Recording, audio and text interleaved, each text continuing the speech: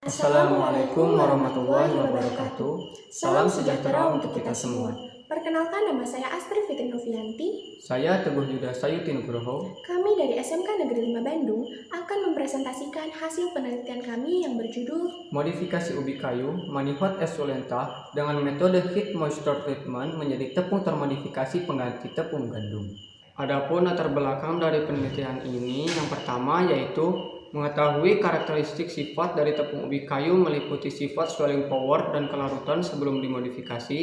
Yang kedua, mengetahui variasi memodifikasi pada tepung ubi kayu menggunakan metode heat moisture treatment dengan variasi suhu dan waktu sehingga mendapatkan variasi yang tepat atau mendekati karakter tepung gandum.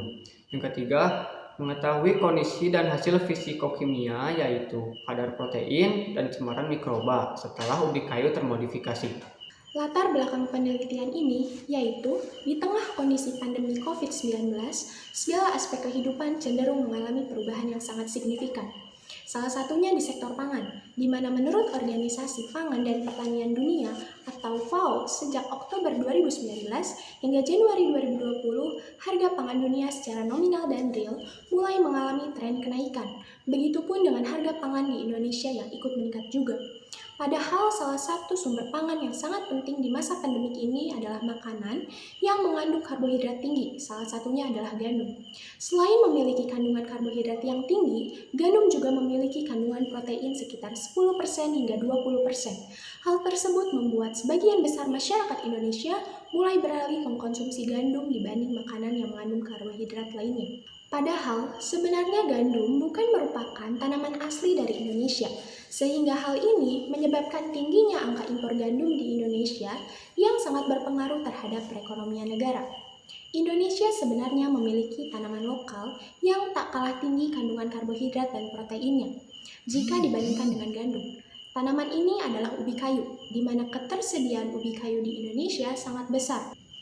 Namun, belum maksimalnya pemanfaatan ubi kayu ini membuat nilai guna ubi kayu masih rendah. Ketersediaan ubi kayu yang melimpah di Indonesia ini bisa dimanfaatkan sebagai bahan pengganti gandum dengan memodifikasi ubi kayu sehingga mempunyai sifat-sifat yang setara dengan gandum. Dengan harapan, tingkat impor gandum dapat dikurangi dan nilai guna ubi kayu pun dapat meningkat. Salah satu metode yang dipilih adalah metode Heat Moisture Treatment atau HMT, yang merupakan jenis modifikasi tepung dengan memberikan sejumlah panas pada tepung agar tercapai karakteristik tepung yang diinginkan. Selanjutnya, berdasarkan studi pustaka yang kami kaji, ubi kayu merupakan sumber daya alam lokal Indonesia yang mempunyai potensi sebagai bahan baku yang penting bagi produk pangan dan industri. Mengapa? Karena ubi kayu merupakan hasil produksi pertanian pangan kedua terbesar setelah padi. Tetapi, ubi kayu mempunyai kelemahan, yaitu antara lain memiliki kandungan air yang tinggi 40-70%, sehingga mudah rusak atau tidak tahan simpan. Maka, untuk mengatasi hal ini, perlu adanya suatu proses untuk mengolah bahan mentah tersebut menjadi bahan lain yang lebih tinggi nilai guna maupun nilai ekonominya. Pati merupakan homopolimer glukosa dengan ikatan alfa glikosidik yang sifatnya tergantung pada panjang rantai karbonnya. Pati tersusun paling sedikit oleh 3 komponen utama, yaitu amilosa yang merupakan sifat terlarut, amilopektin yang merupakan sifat tidak terlarut, dan material antara seperti protein dan lemak. Pati atau tepung termodifikasi adalah pati yang gugus hidroksilnya telah diubah lewat suatu reaksi kimia atau dengan mengganggu struktur asalnya, dengan tujuan menghasilkan sifat yang lebih baik untuk memperbaiki sifat sebelumnya atau untuk merubah beberapa sifat sebelumnya. HMT atau Heat Moisture Treatment adalah metode modifikasi pati secara fisik dengan cara memberikan perlakuan panas pada suhu di atas suhu gelatinisasi, yaitu sekitar 80 derajat Celcius sampai 120 derajat Celcius dengan kondisi kadar air terbatas atau di bawah 35%. Solubility merupakan sifat yang berkaitan dengan kemudahan molekul air untuk berinteraksi dengan molekul dalam granula pati. Oleh karena itu, semakin tinggi suhu, maka semakin banyak molekul pati yang akan keluar dari granula pati. Swelling power merupakan perbandingan berat pasta dengan berat pati kering. Pasta ini termasuk amilopektin yang tidak larut dalam air. Oleh karena itu, jika kandungan amilopektin semakin berkurang, maka swelling power-nya juga semakin berkurang. Dan semakin besar swallowing powernya, berarti semakin banyak air yang diserap selama pemasakan. Hal ini tentu saja berkaitan dengan kandungan amilosa dan amilopektin yang terkandung dalam tepung. Protein merupakan suatu zat makanan yang amat penting bagi tubuh, karena zat ini berfungsi sebagai zat pembangun dan pengatur. Oleh karena itu, semakin tinggi kadar protein pada bahan makanan tersebut, maka kualitas bahan makanan tersebut akan semakin bagus nilai gizinya bagi manusia. Analisis cemaran mikroba diantaranya dengan metode Total Plate Count atau TPC. Prinsip dari metode ini yakni sel mikroorganisme yang masih hidup dalam suatu sampel air atau makanan ditumbuhkan pada media agar. Setelah waktu tertentu, sel tersebut akan tumbuh, berkembang biak, dan membentuk koloni-koloni. Koloni-koloni tersebut dapat dilihat secara langsung tanpa bantuan mikroskop. Yang kedua ada metode Most Probable Number atau MPN, yang merupakan metode untuk menghitung jumlah mikroorganisme dengan menumbuhkannya pada tabung reaksi yang berisi medium cair. Dengan asumsi jumlah mikroorganisme dalam sampel homogen, maka semakin kecil pengenceran yang digunakan, maka kemungkinan jumlah tabung positif juga akan semakin banyak, dan demikian juga sebaliknya. Tahap awal pembuatan tepung yang pertama adalah pengupasan, pemotongan, pencucian, perendaman dengan NaCl 8% selama 48 jam, lalu penirisan dengan suhu 60 derajat selama 32 jam, lalu pengeringan, penggilingan, pengayakan. Setelah itu, langkah selanjutnya memodifikasi hasil tepung ubi kayu dengan modifikasi 100 derajat Celcius dengan variasi waktu 20, 40, 60, 80 hingga 100 menit. Lalu diuji solubility dan swallowing powernya. Modifikasi selanjutnya selama 1 jam dengan variasi suhu 40 derajat Celcius, 60 derajat Celcius, 80 derajat Celcius, 100 derajat Celcius hingga 120 derajat Celcius. Lalu diuji solubility dan swallowing powernya.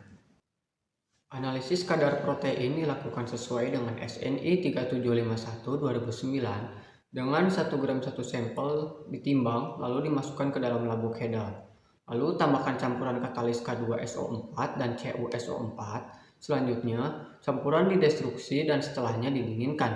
Kemudian diencerkan dengan air suling, ditambahkan 15 ml larutan NaOH 30%. Kemudian didestilasi dengan penambahan indikator Brom Crystal Green plus metil merah. Kemudian dilakukan penetapan belangko dan sampel. Analisis TPC dan MPN dapat dilakukan dengan teknik pengenceran. Dengan cara sampel tepung ubi kayu ditimbang sebanyak 10 gram ke dalam Erlenmeyer, diberikan penambahan air steril sebanyak 90 ml dan dihomogenkan. Selanjutnya, mengambil 3 mili sampel untuk masing-masing faktor pengenceran mulai dari 10 pangkat min 6 hingga 10 pangkat 0 dan untuk diisi ke dalam cawan Petri serta tabung reaksi. Setelah itu, sampel diinkubasi pada suhu 37 derajat Celcius dan 44 derajat Celcius selama 24 jam. 3. Berdasarkan hasil karakterisasi, diperoleh data yang menunjukkan nilai swallowing power dan solubility pada tepung ubi kayu lebih rendah dibanding tepung gandum. Maka, untuk mendekatkan sifat karakteristik swallowing power dan solubility tepung ubi kayu dengan tepung gandum, diperlukan usaha berupa modifikasi tepung ubi kayu dengan menggunakan metode heat moisture treatment. Berdasarkan tabel 2, hasil modifikasi secara heat moisture treatment yaitu pada suhu 120 derajat dengan waktu 100 menit, dianggap paling mendekati terhadap nilai sifat-sifat fungsional tepung gandum yang dilihat dari nilai swallowing power dan solubility-nya. Kenaikan nilai swallowing power dan kelarutan karena lama waktu dan suhu pemanasan menyebabkan terjadinya degradasi dari pati, sehingga rantai pati tereduksi dan cenderung lebih pendek dan mudah menyerap air. Air yang terserap pada setiap granula pati akan menjadikan granula pati mengembang dan saling berhimpitan, sehingga meningkatkan nilai swallowing power dan kelarutan. Pemanasan yang berlebih atau melebihi titik optimum menyebabkan rusaknya granula sehingga swallowing power dan kelarutan menurun. Pada tabel 3, kondisi optimum untuk mendapatkan swallowing power dan kelarutan yang tinggi ada pada tepung ubi kayu yang dioperasikan suhu 60 derajat Celcius selama 1 jam dengan nilai swallowing powernya 20,149 dan nilai kelarutannya 23,79%. Mendekati nilai swallowing power dan kelarutan tepung gandum. 3.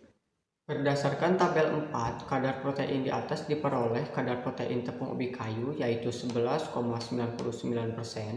Kemudian dibandingkan dengan data SNI 3751/2009 tepung terigu sebagai bahan makanan, yang dimana kadar proteinnya minimal 7%. Hal ini dapat disimpulkan bahwa kandungan protein pada tepung ubi kayu termodifikasi dalam penelitian ini lebih tinggi kandungan proteinnya dari standar yang sudah ditetapkan. Untuk TPC, berdasarkan data pada tabel, menunjukkan bahwa jumlah bakteri yang ada pada sampel yaitu sekitar 3 kali 10 pangkat 0, di mana hasil ini sudah masuk ketentuan SNI 01-2997-1996 dengan maksimal angka lempeng total sebesar 1,0 kali 10 pangkat 6, dan hasil sementara ini menunjukkan bahwa tepung ubi kayu layak untuk dikonsumsi. Untuk MPN, dari hasil pengujian jumlah total bakteri dengan metode most probable number menggunakan media lactose broth atau LB, didapatkan hasil yang sama pada kedua variabel suhu 44 derajat Celcius dan 37 derajat Celcius, yaitu negatif semua, pada uji pendugaan dan pada uji penegasan. Hasil ini sudah sesuai dengan ketentuan SNI 01-2997-1996, yang dimana nilai maksimal kandungan E. coli adalah 10 koloni per gram. Karena tepung ubi kayu termodifikasi ini tidak mengandung bakteri E. coli yang merupakan indikator pencemar, maka tepung ubi kayu ini sudah layak untuk dikonsumsi dan dijadikan bahan pangan untuk makanan lainnya. Kesimpulan dari penelitian ini adalah berdasarkan hasil penelitian yang telah dilakukan, karakterisasi tepung ubi kayu sebelum termodifikasi menghasilkan nilai swelling power sebesar 9,34 gram per gram dan nilai solubility sebesar 56,96%. Setelah tepung ubi kayu dimodifikasi, didapatkan nilai swelling power dan solubility yang mendekati nilai tepung gandum, yaitu pada suhu terkontrol 120 derajat Celcius di waktu 100 menit, dan pada waktu terkontrol 1 jam di suhu 60 derajat Celcius. Yang menjadi faktor kesulitan mendapatkan nilai optimum mendekati nilai tepung gandum dicurigai dari pemanasan, karena pemanasan akan mempengaruhi terhadap pembengkakan granula pada tepung. Dari hasil modifikasi, diambil sampel yang sangat mendekati, yaitu sampel termodifikasi pada suhu kontrol 120 derajat Celcius di waktu 100 menit, dan diuji lebih lanjut pada analisa kadar protein dan mendapatkan hasil kadar proteinnya sebesar 11,99%, di atas standar kadar protein, yaitu kadar minimumnya sebesar 7% pada SNI 3751/2019, dan cemaran mikroba melalui analisis pengujian total pet count atau TPC dan pengujian most probable number atau MPN menghasilkan nilai di bawah maksimum yaitu sekitar 3 kali 10 pangkat 0 dari 1,0 kali 10 pangkat 6 berdasarkan SNI 01-2997-1996, yang artinya tepung ubi kayu termodifikasi ini dapat dikatakan aman untuk dikonsumsi atau dijadikan sebagai olahan produk pangan lainnya. Diperlukan penelitian lebih lanjut dalam analisa proksimat lainnya, seperti analisa kadar abu, kadar air, serat kasar, karbohidrat, dan lemak, serta perawatan dan penyimpanan tepung setelah modifikasi agar tidak mudah rusak dan tahan lebih lama. Sekian presentasi yang dapat kami sampaikan. Terima kasih atas perhatian Bapak Ibu Dewan Juri Serta para audiens sekalian. Wassalamualaikum warahmatullahi wabarakatuh.